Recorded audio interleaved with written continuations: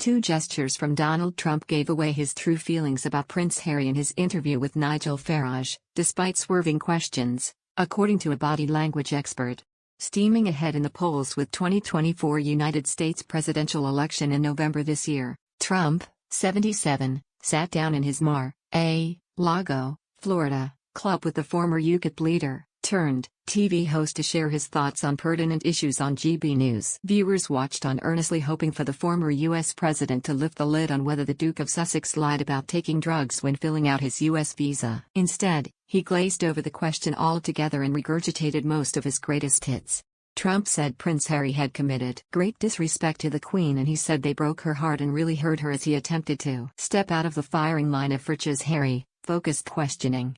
State of the Union address sees new version of Joe Biden as president delivers tough talk when the host doubled down on his attempt to get a straight answer. Regarding Prince Harry, Trump replied, "We'll have to see if they know something about the drugs, and if he lied they'll have to take appropriate action." Body language expert Judy James took a closer look at Trump's appearance to read between the lines of what he may have truly felt like towards the controversial prince. Speaking exclusively to themirror.com, she said, Trump sighed, too. Side head tilt and rueful smile when Harry's name was mentioned showed he's not much of a fan. He repeated the evaluation gesture and added a shoulder shrug and a slow blink when he said if he lied. But then he swerved onto the subject of the late Queen with his much-related quotes about how I got to know her really well.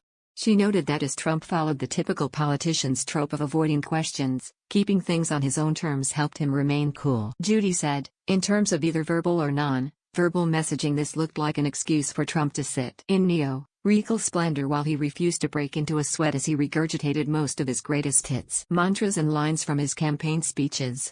Farage's own mannerisms gave away his own frustrations, despite sounding calm and collected throughout. It was seemingly most notable when the former U.S. president was asked whether he had been contacted by Labour Party leader Keir Starmer.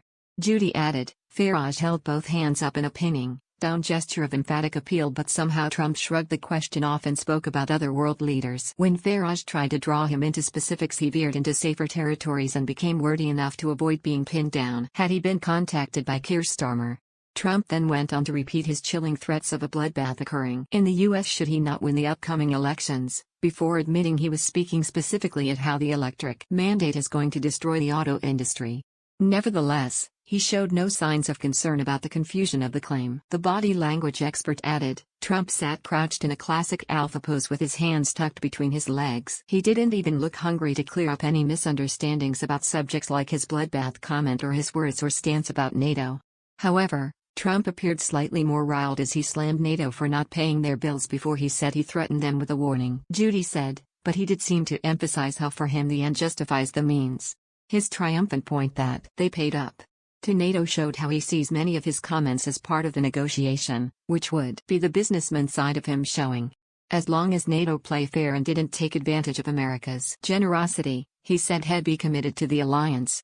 Judy picked up on a few tell signs that he was being sincere. The Mirror US, she said, when he affirmed his commitment to NATO it was with a 100% comment that started with solid eye contact and facial stillness but ended with his eyes falling diagonally to the ground in a cut-off ritual. He was keen to point out that there is a beautiful stretch of water between the US and problems on the European side, and even this sounded like part of a negotiation tactic.